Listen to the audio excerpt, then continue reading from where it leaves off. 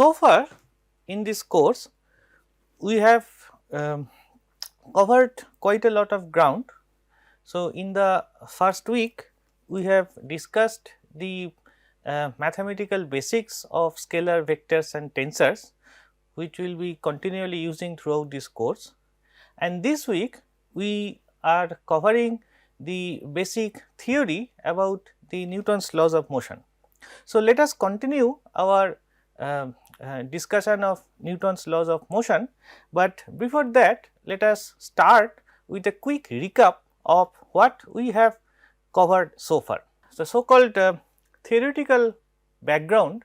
So, first we have introduced two model systems. So, we have started with discussing what is a system, that the concept of system will be very useful in problem solving, as we see later in the course. And here we have given example of two ideal system, two concepts that will be repeatedly used. So, these two models are one, a point particle. So, we will represent our system as a point particle, and sometimes a model for an extended object, which is the rigid body. Then we reviewed Newton's laws of motion, and here we took an unconventional point of view, that we want to understand how to use Newton's laws of motion rather than only sort of know the content of the statement of the law.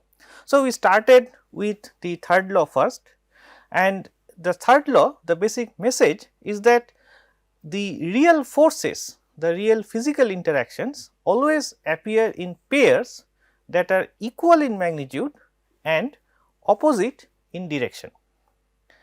Then we went to review the second law of motion.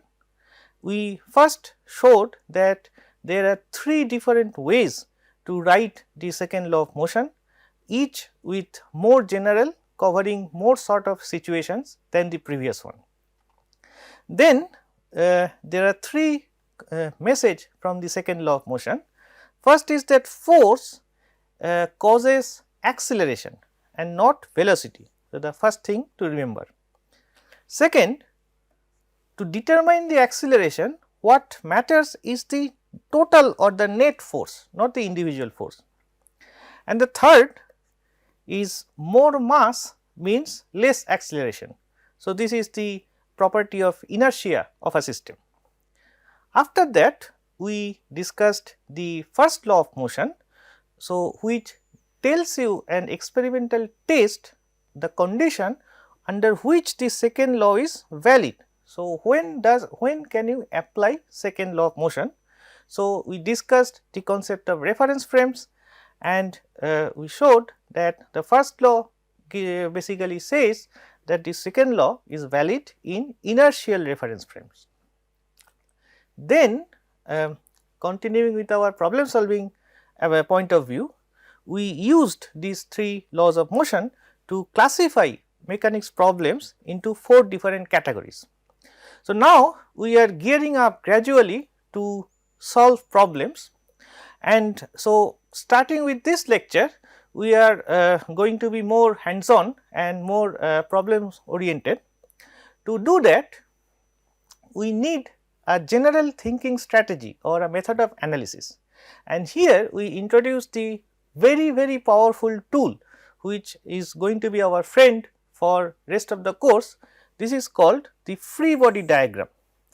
This is a very important tool and technical skill to analyze any mechanics problem.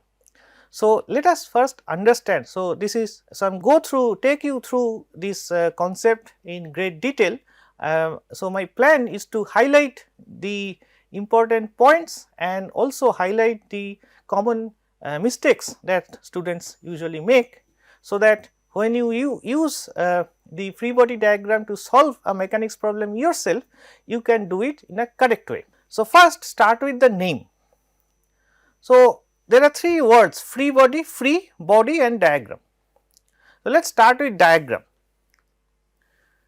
It means that when you start solving a mechanics problem, do not start just by thinking about which formula to use and just write down the formula and go on calculating some values.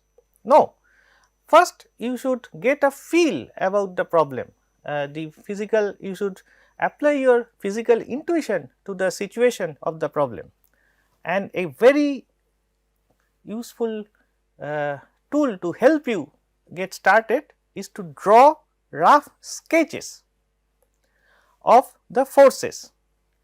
And here, so this is the diagram, and when you draw, as I will show, will discuss in detail in coming few slides, that pay attention to the magnitude of the force, the direction of the force. So, you represent a force by arrows. So, pay attention to what will be the length of the arrow and what will be the direction in which the arrow will point. So, the length of the arrow should be proportional to the magnitude, and the direction of the arrow should indicate the direction of the forces. Also, as we will see, that is also important to know or think about what is the line of action. So, this is the line extended to in infinity in both direction. So, if this is, suppose there is a force F, so this is the magnitude of the force from tail to tip, and this is the direction. Then if you draw a line along the direction which is extended in infinitely in both direction, this line is called the line of action. We shall see that this is important when we consider the rotation of the system. So, the point is, draw the sketch and draw it to the scale as much as possible. The next word is body. So, diagram, so what the forces on what? The diagram should show the forces acting on one and only one body. This is very important. Do not confuse, do not try to draw the forces on many different parts of your system. So, first you choose your system, very clearly define what is your system. For example, let us take this very simple introductory problem. Example of, let us say, suppose this is a table, and suppose imagine that this is a book. So, I put a book on a table, and I want to analyze under what condition the book is remain at rest or it will start moving and so on. So, in this problem, first you choose what is your problem system. If the book is the system, then show the forces only on the book. If table is your system, then show the forces only on the table. Now, here I point out that, as we shall take examples later in this course, when I say body, it can be actually several objects. So, you are basically what you are doing, you are grouping them mentally into one composite object. So, it is a mental construct, it is an imagination to define what is inside your system and what is outside your system. For example, when we let us take the example. So, now imagine that this is actually a book, a copy. So, this is composed of several pages. So, there could be situation where you want to think about the several pages as separate objects, but here we are sort of mentally grouping together to think about this copy as a single object. And finally, the third word is free, which means that your body is free of contact with other bodies, which means you are actually isolating your system from the rest of the universe. Now, let us go through step by step carefully about how to draw free body diagram. So, first, as we mentioned, the step 0, the 0th step is to decide on your system. For example, in this book on a table problem, let us say the book is your system. Now, here what we are doing, so just to sort of give you a perspective. So, this picture we have introduced in one of the earlier lectures.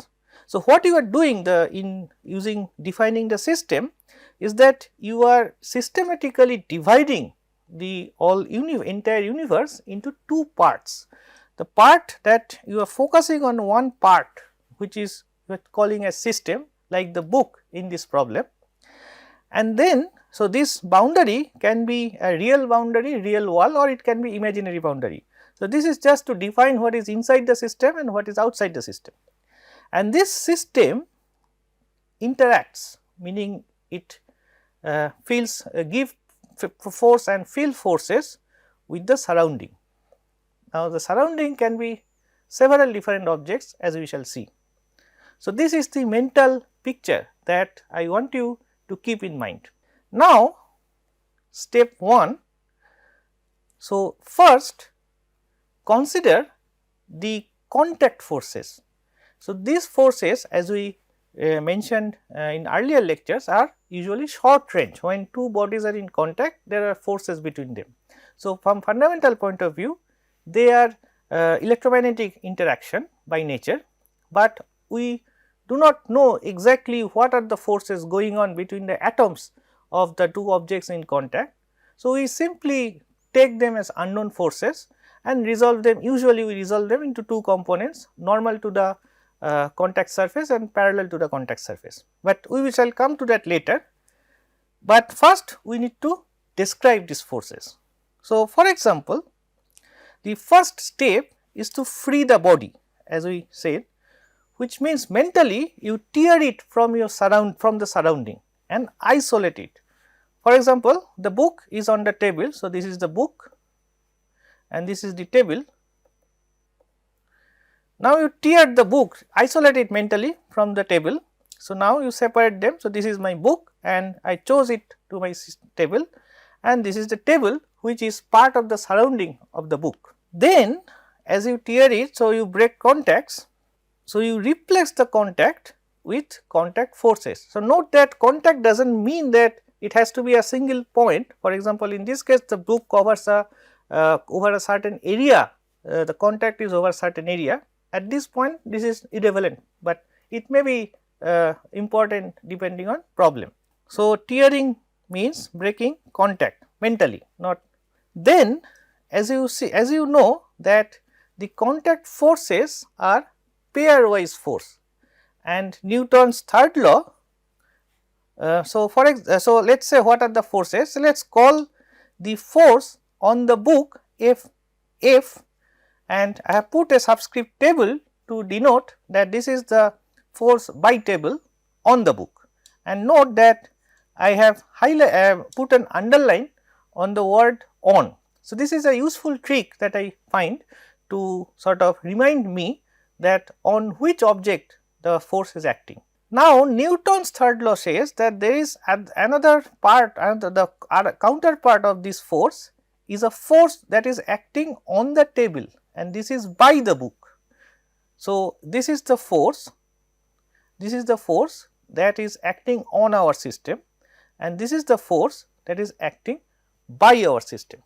And Newton's third law says that these two forces must be equal and opposite.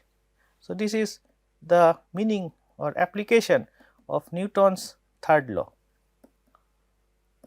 So, now you place one side of this contact force pairs on your system as I indicate here, and place the other side of the contact force pair by the system on your surrounding. So, this is shown in these two diagram. Note one thing, that the tip of the arrow touches the object. This is to indicate that this is a contact force. Similarly, here the tip of the arrow touches the table to indicate that this is a contact force. Also note that the length of the direction of the arrow is vertical. So, I am sort of thinking in a situation where the book is at rest on the table, and this is implicitly I am assuming that is the example. So, in this case the contact force is vertical on between the contact force between the book and the table is vertical, and the length of the arrow, that is from here to here, and the length of the arrow of the force by the book and force on the book, they are equal. So, this again reflects that these two forces are equal in magnitude and opposite in sign. So, now that we have describe the contact force in this particular example. Next, so similar in this particular example there are no other contact force. In other cases there could be more contact forces or short range forces. Once we have found out all the short range contact interactions, then go to the long range interaction. So, what do I mean by long range interaction? So, simply speaking, these are interactions that can exist without contact. How is it possible? So, take for example, the gravitational attraction due to the earth. So, we know that this force is, so the center of earth is pulling this book with certain force which is called the weight of the book. And here you note you do not have to be in contact with the earth. The book does not have to be in contact with the earth. Another such long range interaction, very common example, could be a electromagnetic force. For example, in the lab, suppose you have a electromagnet or a bar magnet, and they create a magnetic force which let us say in a magnetic material such an iron or another magnet, permanent magnet, can feel if you bring them in near to the first magnet, but without, you do not have to put them in contact. So, in this example there is no magnetic force, the only long range force is the gravitational force, the weight of the object. So, book and the earth. So, the book is our system and earth is in the surrounding. So, there is a second interaction between the book and the surrounding, which is the long range gravitational interaction. Now, we want to find the long range forces, and in this case one question that we want to ask is, in the given problem, can you represent the system by a point particle? If we can do that, then often it simplifies the analysis hugely.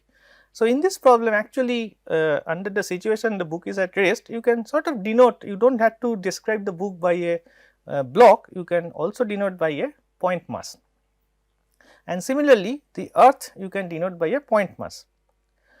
Otherwise, if it is not possible, if you want to for example consider the rotation of the object, then often it is not a good idea. It is a good idea to describe the system as an extended object. In that case, ask yourself, where is the center of mass?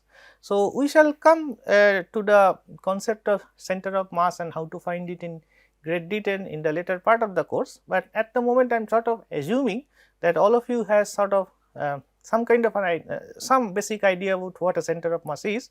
It is simply speaking a representative point, so that if you want to represent an extended object by a point mass, then you want to put that point mass somewhere with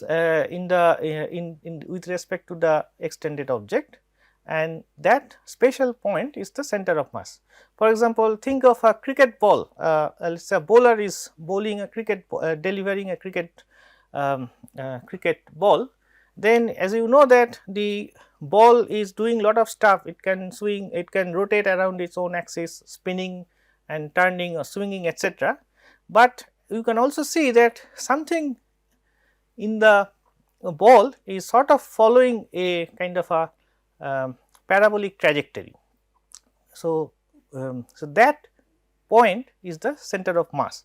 So, now when you draw, coming back to our analysis, when you draw the force, the long range forces, such as for example in this case the gravity, the line of action must pass through the center of mass, because each point in the book is attracted individually by the gravity, and the resultant force is passing through a representative point which is the center of mass.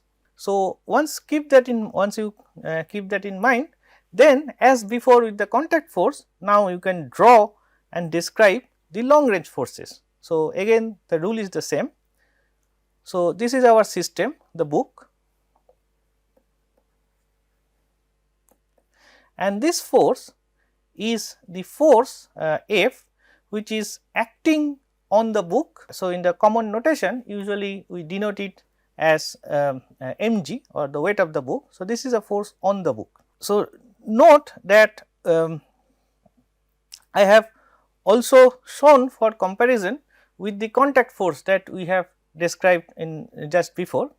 Note the difference, that deliberately in the case of contact force I have the tip of the arrow is touching the book to denote that this is a contact force, whereas for the when I did draw the weight which is going down vertically downwards, I have deliberately put the tip of the arrow away from the book to sort of denote that this is a force without contact between the center of earth and the book. So, again just to say in words, so there is a pair of interaction which is the earth and the book. Place one side of this long range force pair on your system, which is shown by this arrow, and place the other side of the long range force pair by your system on the surrounding. This we have not shown here. So, it is shown in this particular case. So, here we have shown it. So, this is the earth and this arrow is the force by the book on earth. So, this is a crucial point. Let us coming back to emphasize this point, it is a common misconception to confuse between the force, the weight of the interaction between the book and the earth, which is the weight, and the interaction between the book and the table, which is a contact force. Do not confuse between them. So, as you see in this picture, these are two separate interaction, two completely different forces. One force, so here I am showing the forces by the book on the surrounding to emphasize. So, book is exerting a force on the table, which is shown by this arrow, whereas the book is exerting another force on the center of the earth, which is the other side of the pair which is given by the weight of the book. So, this is equal and opposite to the weight of the book by Newton's third law, and this is a force which is different from the force that the book exerts on the table. And in general, these two forces are different in magnitude also. In this particular example, I am implicitly assuming that these two forces, the book is at rest on the table. So, they must cancel each other. So, in this particular situation, as we shall see later, that they must cancel each other, so that the book can be at rest on the table, but in general the magnitudes can be different. So, the force by the book on the table and the force by the book on earth can have different magnitude in general. In this particular example, they are same in magnitude. And finally, there is a step 3 which is usually optional, in the sense that in simple cases this is not required too much, but in complicated situations where free body drawing the free body diagram can be tricky, it may be helpful to sketch the surrounding objects interacting with the system to remind us of the physical origin of the interactions. So, for example, you can, when you draw the free body diagram of the book, you draw the book to denote this is your system, and then you draw the forces, the force by the weight of the book, which is the force by the earth on the book, and the contact force by the table on the book, which is denoted here. And also note that here I have sort of drawn the table as a kind of a dashed line and the earth as a dashed line to remind ourselves that what are these two are really different forces coming from different physical origins. So, this particular simple situation, this is not very, it is not mandatory, but in complex situation may be useful. So, the next aspect before we go into taking workout problems. So, there are three aspects of the forces that I want to point out. So, the point is that real life situations can vary from simple to complex. So, there can be simple mechanical problem such as this book on the table, where the free body diagram is very simple, or but it can be also very difficult. For example, if you are studying civil engineering, for example, then and you want to analyze the stability of a complicated structure such as this Eiffel Tower, then you can imagine that the free body diagram will be very complex. So, to correctly draw the free body diagram, you must remember the following message from Newton's laws. So, force causes acceleration, that is, it changes velocity. Now, velocity is a vector, which means either the magnitude or direction or both can change.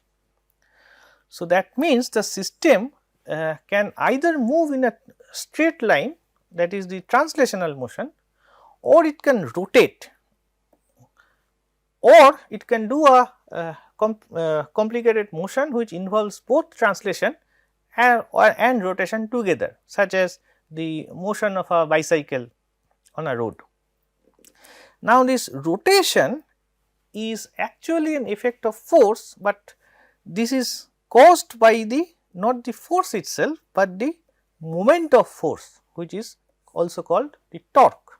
So, to include rotation, so there are three important points about force that you should remember.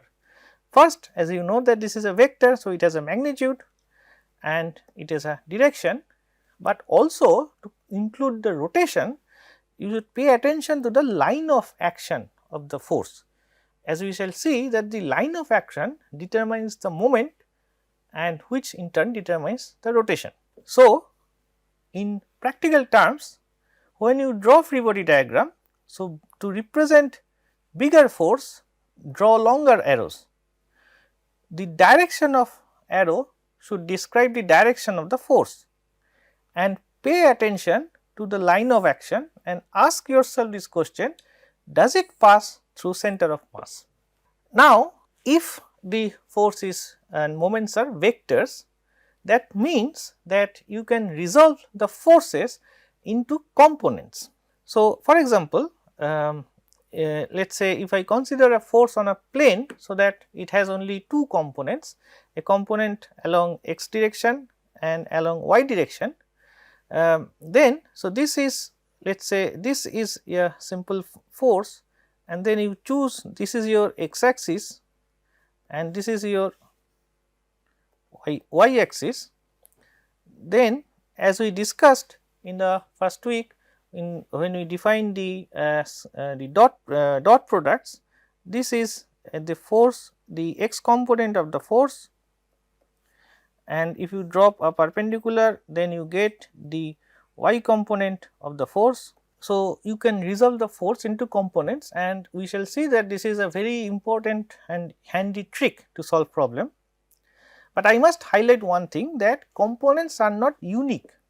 You choose your coordinate axis according to the problem. So, here is an example. For example, suppose this is a picture represents a book on a table, on a horizontal table. So, in this case, a natural choice of coordinate system is maybe you take the direction perpendicular parallel to the table as your x axis, and the direction, the vertical direction as your y axis. But if you sort of rotate this picture by some angle, then it will become your favorite block on an inclined plane problem. So, in this case, you see that your this direction, the direction of the, and consider the force, that is the mg, the weight of the object. So, you see that in this case, the natural way to resolve the force into components is to draw not this as your the earlier direction as your x and y axis, but in this case a direction which is, let us say, parallel to this inclined plane as your x axis, and perpendicular to the inclined plane as your y axis. So, as before, the little hat over x represents the unit vector, but we shall come to this analyze this problem later. Your inclined plane need not be always a angle which is less than 90 degree. It can be also 90 degree, or it can be even bigger than 90 degree, such as in this particular situation. So, you see that in this particular situation, the component of the force has different direction compared to the this situation, where the angle of the inclined plane is less than 90 degree. So, the take home message is that resolve the force into components to suit according to the problem, and the opposite part of the resolving force into component is the adding the force, adding the components vectorially to get back the resultant force.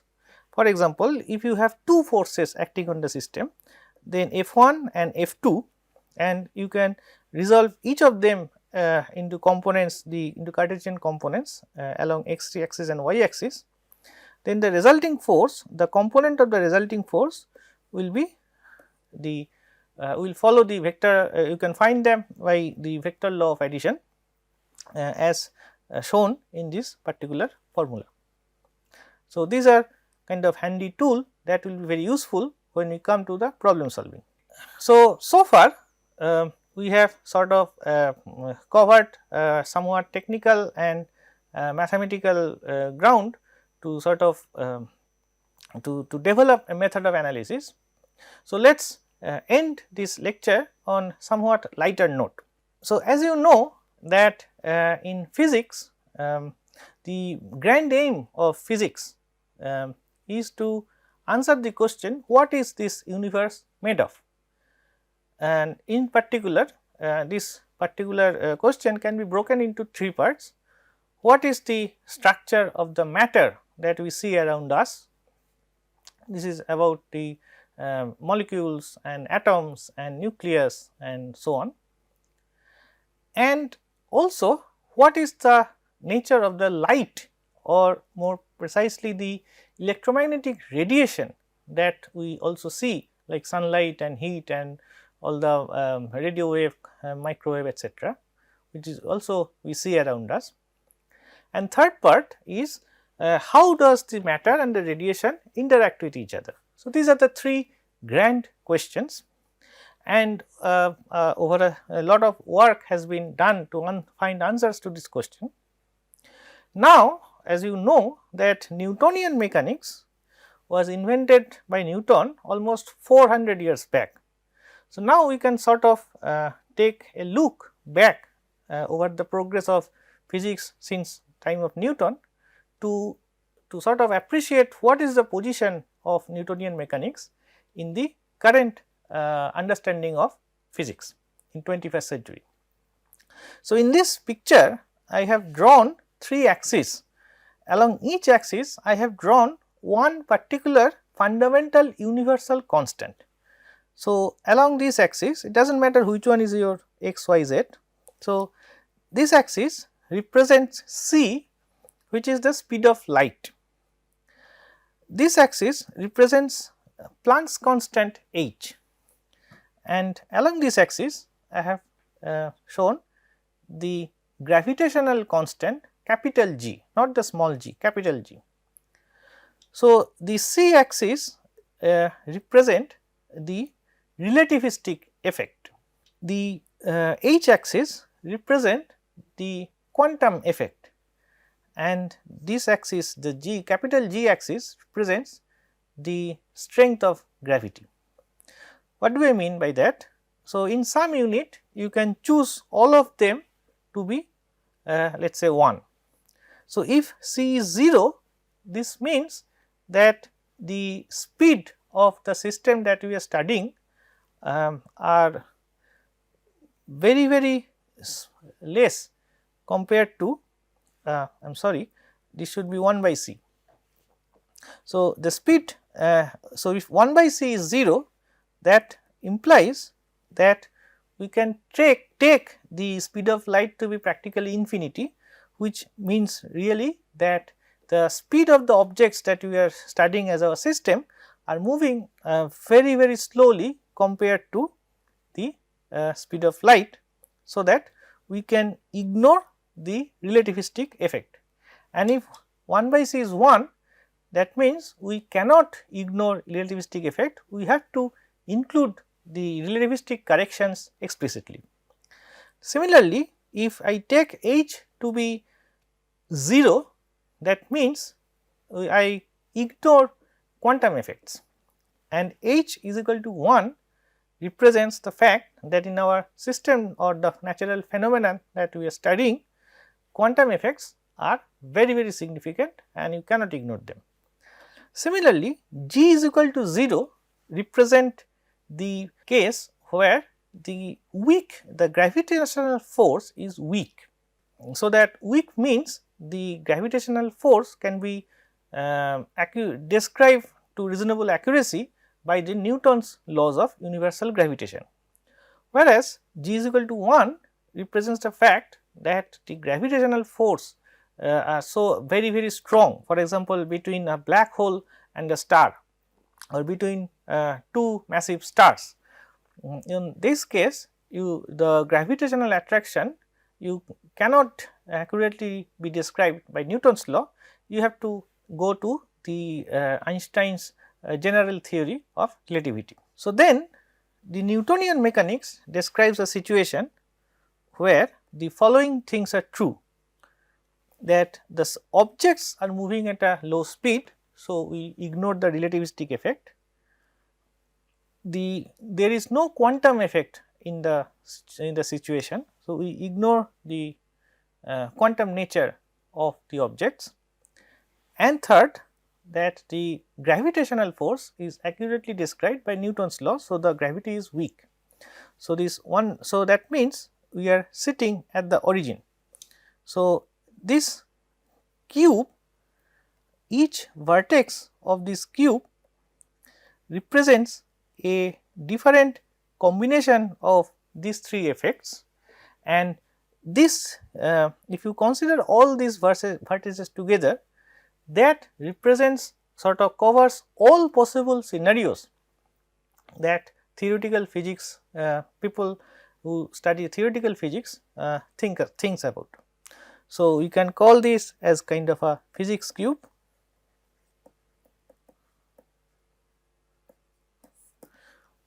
So, this cube covers all of physics, and what we are going to study, the kind of problems that we are going to study in this course will be something where we are sitting at the origin, which means to ignore the relativistic correction, ignore the quantum nature of matter and radiation, and to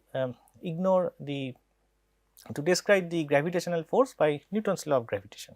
So, in the next week we are going to start solving problems in so given this background theory that we have reviewed this week and the mathematical preliminaries that we covered in the last week.